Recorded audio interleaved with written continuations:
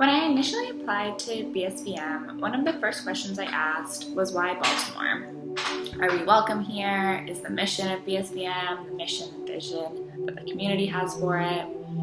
The history of the Sisters of Bon Secours in Baltimore is what has driven us to be here, I was told.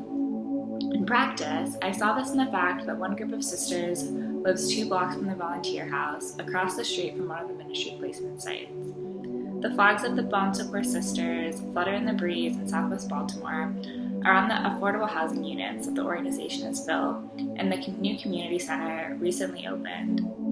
Not because the Sisters of Bon Secours have fixed Southwest Baltimore, but because they have stayed. The sisters have stayed and listened. They've stayed and adjusted to the community's desires over the years. Stayed even though the end of poverty and violence in the neighborhood is not likely to be near and is not something that they can really fix on their own. From them I learned that to be a neighbor is to stay, to plant roots and entangle into the community in a way that you cannot separate yourself from. In Southwest Baltimore in particular, this is really important because there are so many empty buildings. There are vacant lots that represent those that did not stay, areas that are forgotten and cast off as lost causes.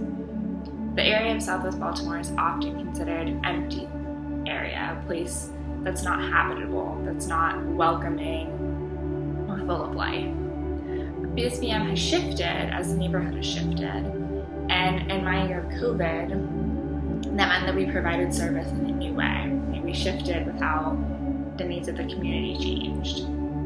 So we supported the urban farm at Community Works, which is 2 blocks from our home, and we also served at Sisters Academy in Baltimore, a school that Bon Secours sponsors. And while it was not what I was initially expecting at all, but that's what being a neighbor really is. It's being what your neighbor needs, right? Whether it's a cup of sugar or whether it's someone to help lead a virtual yoga class or online Zumba, or laying ground cover to plant new crops at the urban farm.